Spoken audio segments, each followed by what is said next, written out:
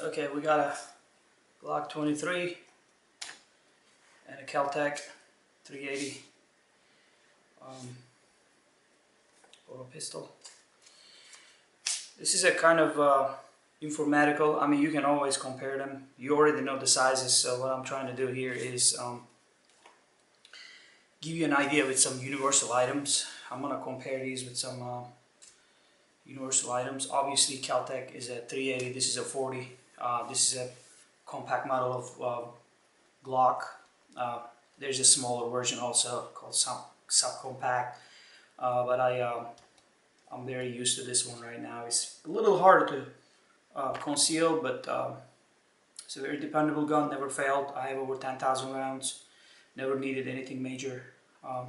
Just cleaning up after the range, and I don't fancify my cleaning. This is like a $4 silicone gun and reel cloth clean board, $3.99.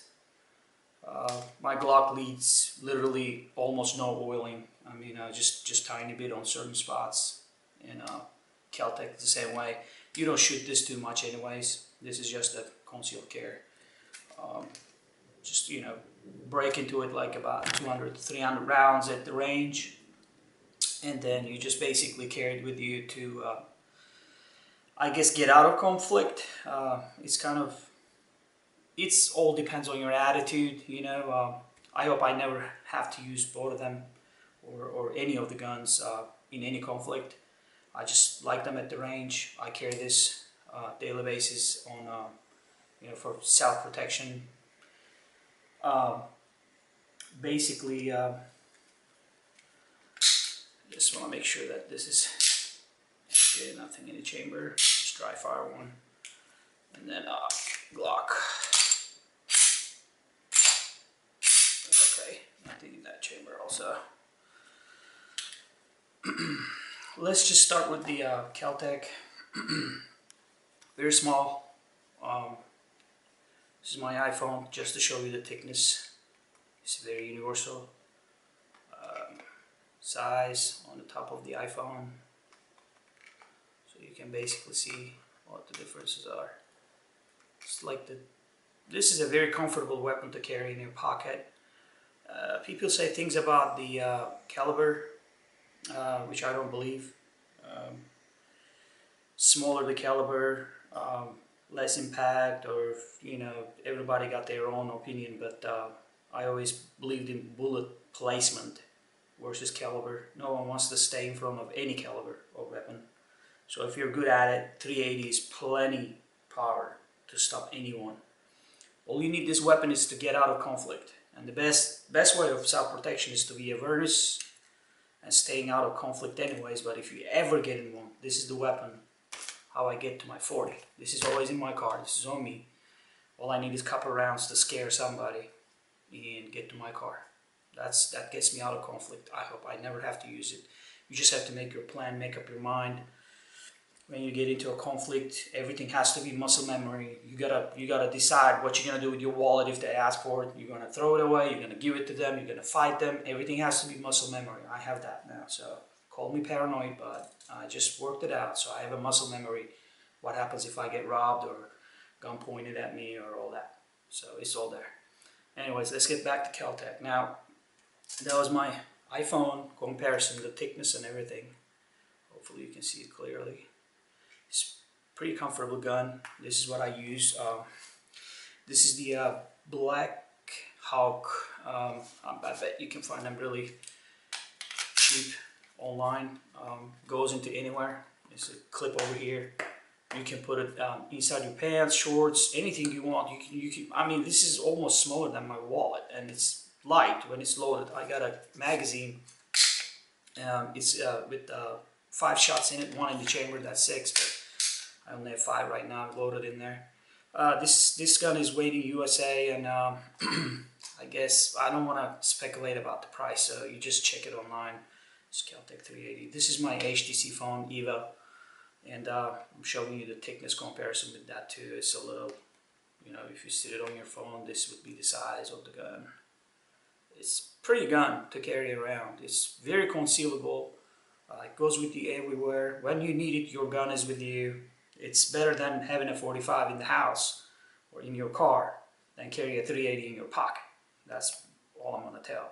Now there's a kick to this gun, so get used to it. Shoot it at the range. Make sure that you can get your... I can't get the pinky on, but this is pretty much, that's all I need. If I can get my ring finger on it, that's pretty much, that's all I need. I got used to it.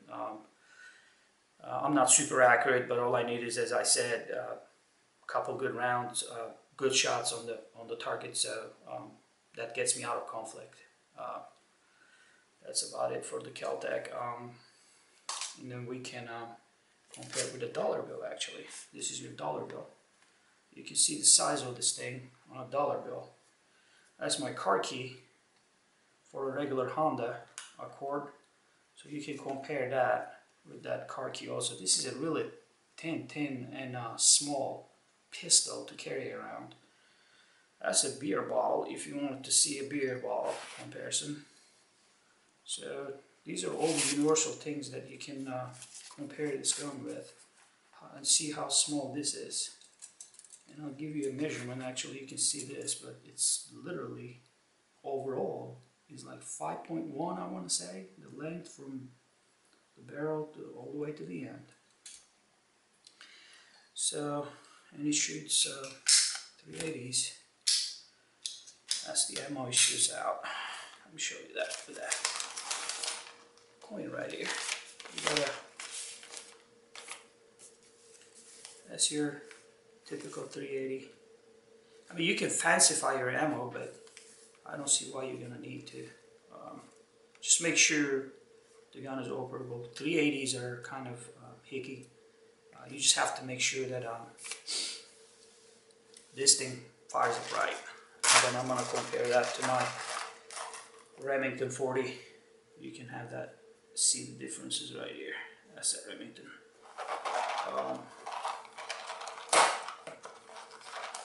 And then I got this, that's 180 by the way, the load on it. And then this is my hallow point, Federal hallow points. It's 180 jacketed hallow point. And that's your 380 right there, if you want to see. This is what I shoot at the target range for practice with my 40. This is, I shot these at the range too, but it gets costly. And then what I carry is a little bit different for my self-defense on the 40.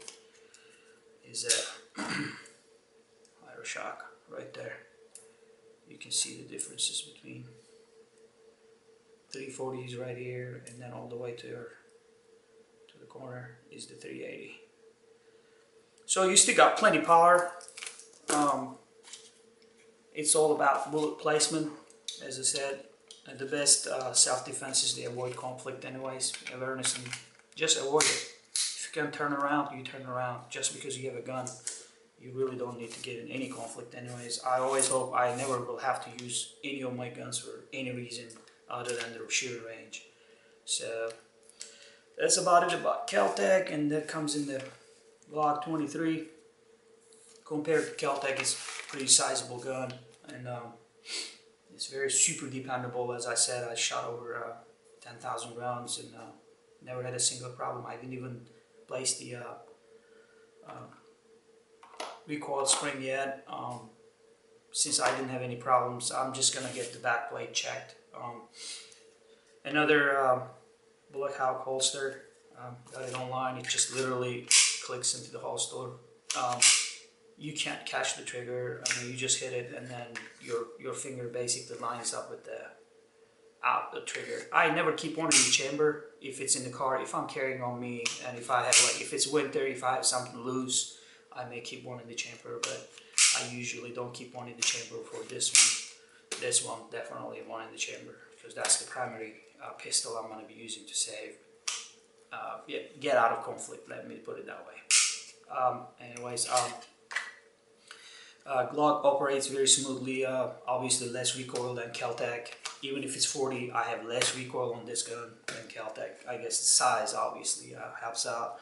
I have this whole rubber grip on it.